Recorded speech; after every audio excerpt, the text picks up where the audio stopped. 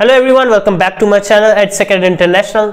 आज की वीडियो उन लोगों के लिए बहुत इंपॉर्टेंट है जो कि स्टूडेंट वीज़ा पे F1 वीज़ा पे इंटरव्यू देने जा रहे हैं या फिर इंटरव्यू दे चुके हैं। ये उन लोगों के लिए वीडियो बहुत इंपॉर्टेंट होने जा रही है बिकॉज इस वीडियो में आपको बताने जा रहा हूँ कि क्या रीज़न होते हैं रिफ्यूज़ल के, कैसे इससे आप दूर रह सकते हो, अपनी रिफ्यूज़ल रेट को कम कैसे कर सकते हो, how you can reapply, what you need to do when you going to reapply. So इस वीडियो का एंड तक जरूर देखें और अगर वीडियो अच्छी लगी हो तो वीडियो को लाइक कर देना। अगर मेरे चैनल पे नए हो चैनल को सब्सक्राइब कर दो और बेल आइकन जरूर दबा दो बिकॉज मैं इमिग्रेशन से रिलेटेड वीडियोस लाता रहता हूँ। So let's start with the video. पहली बात, अगर आप इंटरव्यू देने जा रहे हो तो सबसे इंपॉर्टेंट चीज़ है अपनी प्रोफाइल को स्टडी करो। स्पेशली अगर आप किसी एजेंट के थ्रू लगवा रहे हो तो अपनी प्रोफाइल की maximum to maximum knowledge gain करो।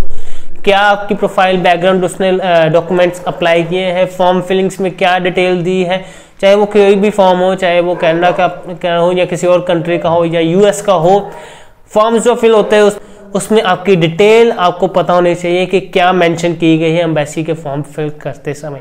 For instance in case of US DS 160 fill होता है, तो अगर तो आपका एजेंट अप्लाई कर रहा है तो you should ask your agent that what details they have mentioned in the form.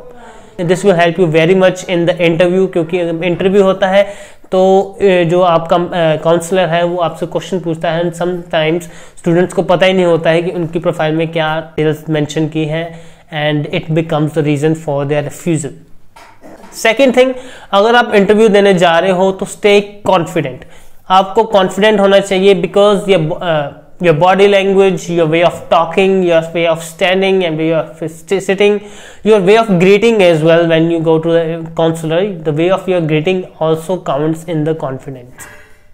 Now let's talk, if you unluckily, like unfortunately get refused, what you need to do.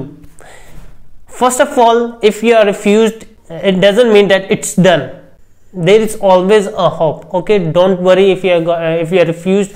You can reapply again, and there is no limit on reapplying. You can reapply as much as you can. It depends upon you. And but there are some suggestions from my side which I will be explaining in the further video. So stay tuned with the video and watch it till the end. तो सबसे पहली बात, जैसे कि मैंने अभी बताया कि अगर आपका रिफ्यूज़ हो चुका है तो इसका मतलब ये नहीं कि आप रीअप्लाई नहीं कर सकते हो। You can still reapply, but reapply करने से पहले आपको अपनी प्रोफाइल में कुछ चेंजेस करने होंगे। चेंजेस इन द सेंस और किस मेथड से करने हैं वो आपको बताऊंगा अभी। सबसे पहले तो आप अपनी प्रोफाइल को स्टडी करो again, I mean to say prepare it again.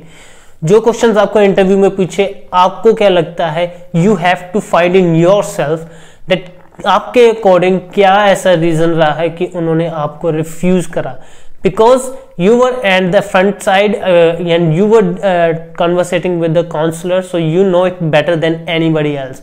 So study your questions, what you got in the interview. उनके according you need to understand that what were the reason why the ambassador, why the consular refused you, and then go through your profile, that what you applied, what according to you has been the reason for the refusal. In most cases there are some specific reasons for the refusal, and one of the most famous is that you are not able to satisfy them that you will come back to your country after the completion of your study. It is same in all other visas, like in work visas or in a tourist visa, visitor visa. So in case of F1 you need to show some ties that will force you in some ways, like कि जो आपको force करे कि आपको ultimately वापस country आना पड़े, आपकी own country. Second is insufficient funds. देखो, कोई भी कंट्री में आप जा रहे हो स्टडी के लिए तो वहाँ पे आपकी प्रोफाइल में फंड्स बहुत मैटर करते हैं। Because if you are going to stay there will be many expensive that you have to bear your study expensive, you have to bear your living cost there, you have to bear your travelling cost. So they will approve those people only who will be able to bear that cost, because जब कोई student, international student उनकी country में जाता है, अगर उसके पास पैसे नहीं होते हैं तो then they have to do those things which is not considered good for a student। तो इसकी वजह से जितने भी एम्बेसीज हैं वो फंड्स पे बहुत फोकस करती है, सो डैट कि जो स्टूडेंट्स आते हैं वहाँ पे they have their money, so that उनको कोई गलत काम वहाँ पे ना करना पड़े पैसे की वजह से। सो दैट्स वाई फंड्स आपकी प्रोफाइल का बहुत एक इम्पॉर्टेंट हिस्सा होती है। इसको आप मैक्सिमम जितना आप मैक्सिमम कर सकते हो उसको करो, अपने रिक्वायरमेंट से कुछ और एक्स्ट्रा रखो। फॉर इंस्टेंस अगर $20,000 की फंड्स हैं, एग्जांपल के तौर पे $25,000 की रिक्वायरमेंट है, तो आप उससे एक्स्ट्रा रखो, 22 रखो, $23,000 आप शो करो अपने फंड्स में। तो उसके बाद आ जाता है incorrect information.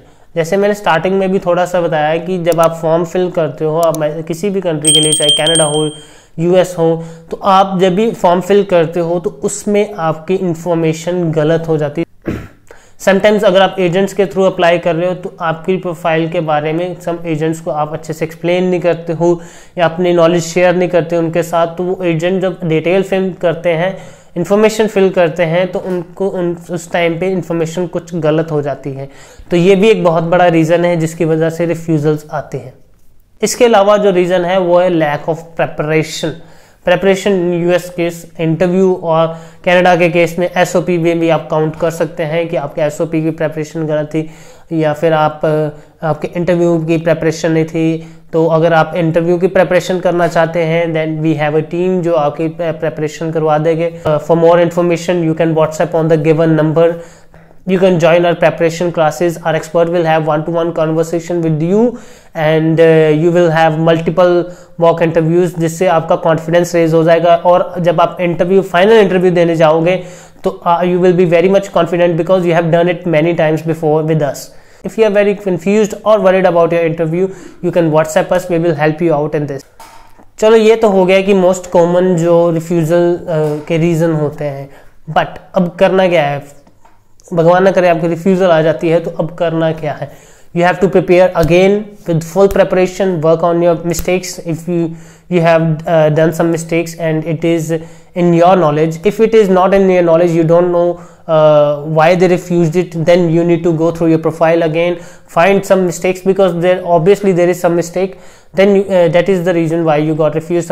It might be in your documentation, it might be in your funds, it might be in your interview, so you need to find it and then you need to work on that thing, whether it's in your interview, whether it's in your funds, whether it is in anything else. Work on it, reapply again, and whenever you go to the interview again, just be confident. You need to just justify that, you need to prove to the consulate in few minutes that you are the bona fide student to go to their country and you will come back after studying there. Do work on these things, and if you need any assistance from my side, if you need any help from my side, you can WhatsApp here on the given number. In whatever way you want our help, just WhatsApp us. We will help. We will try our best to help you out. So this was all about the video. If you like this video, do hit the like button. If you're new to this channel, do subscribe my channel and press the bell icon, so whenever I upload a new video, you will get the notification on your screen. And thank you for watching this video. Stay fit and stay healthy.